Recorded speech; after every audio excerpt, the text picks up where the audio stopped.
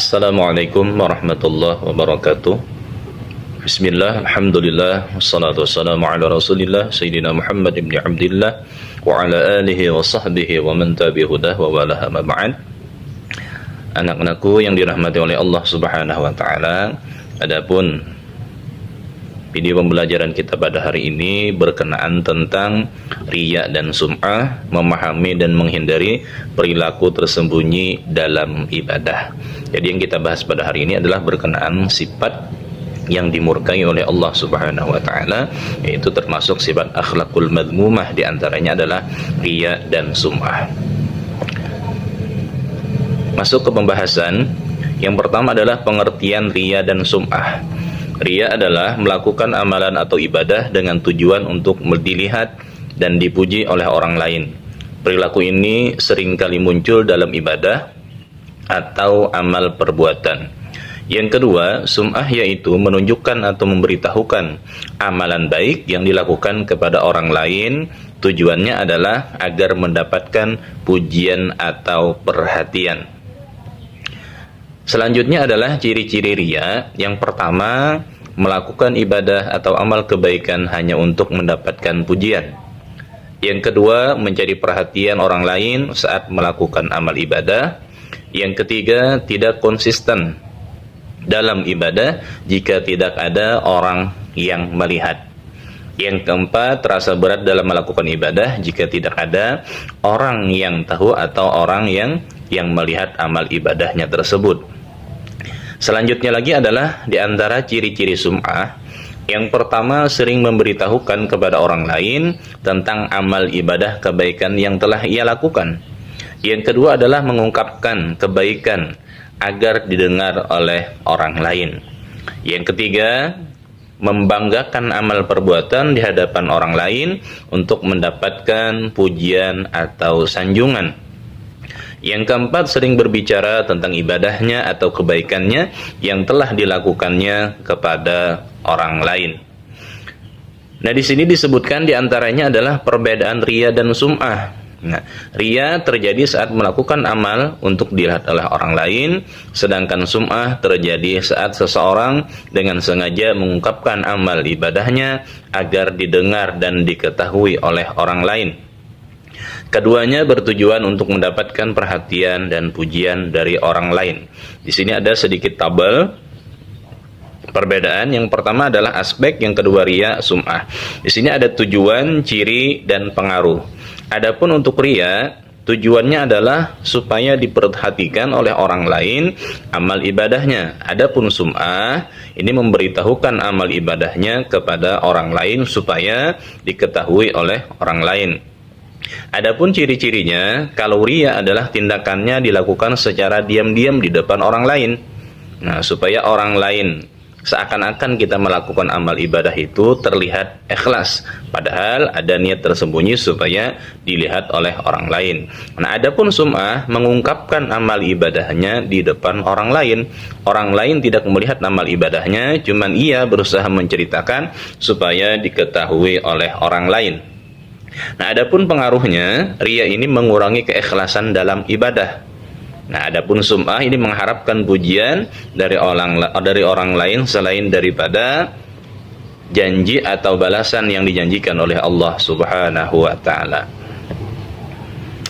Di antaranya adalah dampak riya dan sum'ah. Yang pertama, mengurangi nilai amal. Amal ibadah yang dilakukan dengan riya dan sum'ah tidak diterima oleh Allah Subhanahu wa taala. Yang kedua, merusak niat. Tujuan amal menjadi tercampur dengan keinginan untuk dipuji manusia, bukan semata-mata untuk mendapatkan ridha Allah Subhanahu wa taala. Yang ketiga, menghilangkan pahala.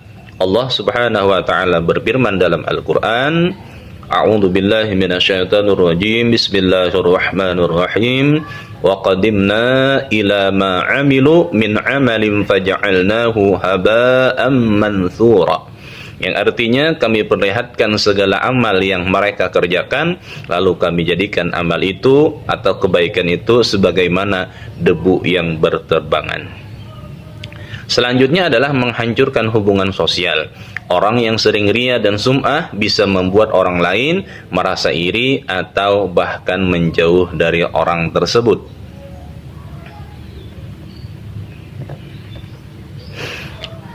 Riya dan sum'ah dalam pandangan Islam. Dalam Islam, dalam hadis Rasulullah SAW menyatakan bahwa amalan yang dilakukan dengan riya dan sum'ah akan berdampak sia-sia dan tidak akan diterima oleh Allah Subhanahu wa taala. Rasulullah SAW pernah bersabda, kata Rasulullah, "Innamal a'mal binniyat wa innamal likulli imri'in ma nawa." Yang artinya sesungguhnya amal perbuatan itu diiringi dengan niat, dan sesungguhnya bagi setiap insan akan memperoleh menurut apa yang diniatkan. Hadis riwayat Bukhari dan Muslim. Pentingnya ikhlas. Ikhlas adalah kunci agar amal ibadah diterima oleh Allah Subhanahu wa taala dan memperoleh pahala yang berlimpah. Selanjutnya adalah cara menghindari riya dan sum'ah. Yang pertama adalah tingkatkan niat atau betulkan niat. Lakukan setiap amal ibadah hanya untuk mencari keridaan Allah Subhanahu wa taala, bukan malah mencari pujian manusia. Yang kedua, berdoa untuk keikhlasan.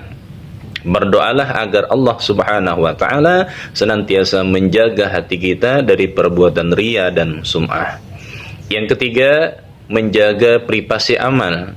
Jangan selalu membicarakan amal baik yang kita lakukan, biarkan Allah Subhanahu wa taala yang menilai dan yang memberi balasan. Yang keempat, periksa niat sebelum beramal. Tanyakan pada diri sendiri, apakah amal tersebut dilakukan semata-mata untuk mendapatkan ridhanya Allah Subhanahu wa taala atau malah ingin mendapatkan pujian dari orang lain. Adapun kesimpulan materi pembahasan kita pada hari ini, yang pertama adalah riya dan sum'ah adalah dua perilaku yang dapat merusak amal ibadah kita dan mengurangi pahalanya. Yang kedua, terjadi ketika niat kita bercampur dengan keinginan untuk dipuji atau dilihat oleh orang lain.